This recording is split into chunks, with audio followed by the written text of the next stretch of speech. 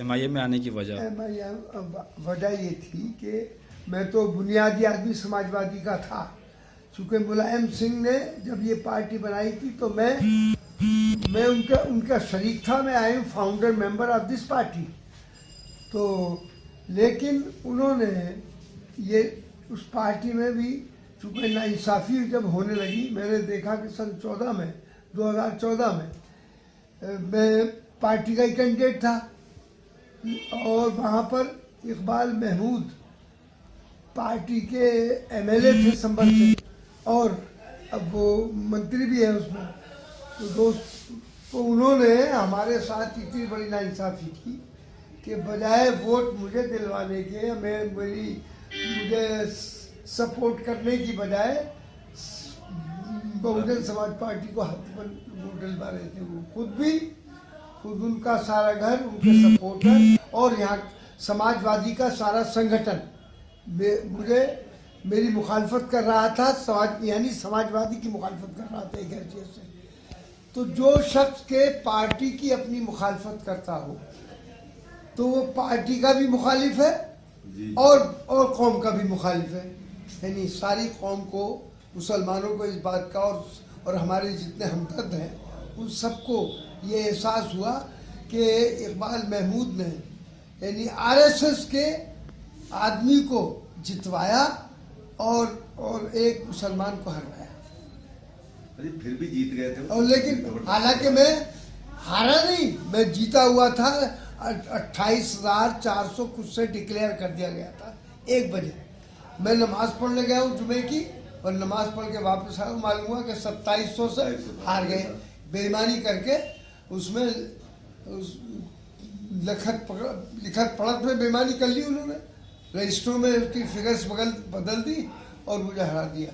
तो जो पार्टी इतनी बड़ी बेईमानी को हजम कर सकती है, मैंने कहा, मुलायम सिंह से भी कहा और उससे भी कहा कि मैंने कि इनको पार्टी से निकालिए। तो आज तक उस वक्त आज तक भी नहीं निकाला गया पार्टी से और न उनका टिकट काटा गया। तो इसलिए ऐसी पार्टी में, जबकि मैं ही उसके बनवाने में भी शरीक था, मैं उसको पसंद नहीं करता। उनका मतलब ये है कि हालात और मुसलमानों के साथ कुछ नहीं किया इस पार्टी ने। मुसलमानों के साथ आप देखिए 18% का वो इलेक्शन मैनिफेस्टो वादा किया आपसे, 1% भी मुसलमानों को नहीं दिया। और चाहे वो मुजफ्फरनगर हो या दादरी हो या और बहुत से कितने वाक़यात हो गए मुसलमानों के साथ, कितना बड़ा जुल्म और ज़्यादती हुई, तो इसमें पार्टी ने कोई दिलचस्पी नहीं, न मुसलमानों के बचाने की। मुसलमानों, यहाँ तक के मुलायम सिंह ने कहा, अभी उनका बयान आया कि मेरा लड़का ने मुसलमानों का काम नहीं किया। और इसके अलावा दूसरी बात उन्होंने ये कही कि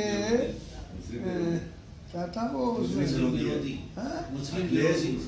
विरोधी है। हाँ, कि मैंने उसका वो डीजीपी जो जावेद अहमद जो मुसलमान है, उसको मैंने उसकी सिफारिश करके उसको डीजीपी बनवा दिया था। तो 15 दिन तक मेरा लड़का मुझसे नहीं बोला। ये बात खुद मुलायम सिंह ने टीवी पर कही बात ही। तो अब बताइए, तो ऐसी पार्टी जो कि मुसलमानों के लिए और उनकी भलाई के लिए सोचने की बजाय, उनकी तरक्की के लिए सोचने की बजाय, और वो इस फिक्र में लगी हुई है कि मुसलमानों की मुखालफत में लगी हुई है, तो मुसलमान उसको सपोर्ट कैसे करेगा? जब आप पार्टी में थे तो आपने इन सब मुद्दों को क्यों नहीं उठाया? नहीं, मैं उस वक्त तो शायद वो मुस्लिम विरोधी नहीं थे। मैं उस वक्त पार्टी में एमपी की हैसियत से था, तो मैं पार्लियामेंट में रहता था। इनके यहाँ तो एमपी की हैसियत से इस वक्त रहा ही नहीं, इन्होंने तो मुझे हरवा दिया था। और पार्टी में मैं किसी ओहदे पर इनके नहीं था कि जब मैं उनकी मीटिंगों में शरीक होता कोई बात कहता। नहीं, आपने खुद कहा कि आप फाउंडर मेंबर थे, तो आपकी कुछ हैसियत होगी वहाँ पे, नहीं, फाउंडर मेंबर आपकी पहुँच होगी मुलायम तक। उन्होंने हैसियत ही नहीं मानी मेरी। अगर मुझे ये समझते कि मैं वो शख्स हूँ जो अल्लाह के फल से कभी किसी से कोई पैसा नहीं लिया, रिश्वत नहीं ली और पार्टी का काम किया, मैंने फ्री लोगों का काम किया। लेकिन इसके बावजूद उन्होंने हमारे साथ दोहरी पॉलिसी का इस्तेमाल किया गया और डुअल पॉलिसी इस्तेमाल की। तो बाप बेटे के झगड़े को कैसे देखते हैं आप?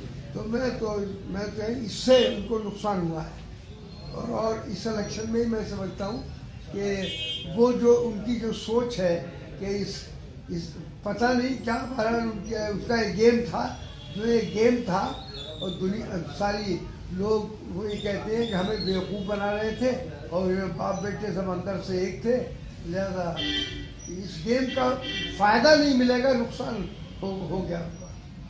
और इन्होंने समाजवादी को जो एक पार्टी अच्छी पार्टी बनी थी कि उसको इन्होंने खराब कर दिया। तो यूपी में किसकी सरकार बनवा रहे हैं सर? अब यूपी में हम तो साहब अभी हम सरकार की उम्मीद है। अच्छा, लोग ये भी कहते हैं कि MIM जो है वो बीजेपी के लिए काम करती है, इसके लड़ने से फायदा बीजेपी को होगा। तो बिल्कुल गलत है, वो तो किसी के लिए भी, अब चूंकि वो पार्टी को अभी नई पार्टी है वजूद में आई है तो ये तो कहा ही जाए। तो ये कहने से बहरहाल वो पार्टी लोगों के जहन को ख़राब करना चाहते हैं, लोगों को मुखालिफ करने के मुसलमान इसमें न जुड़े, लेकिन नहीं, मुसलमान इसमें जुड़ेगा और इंशाअल्लाह इस इलेक्शन के बाद में मैं इस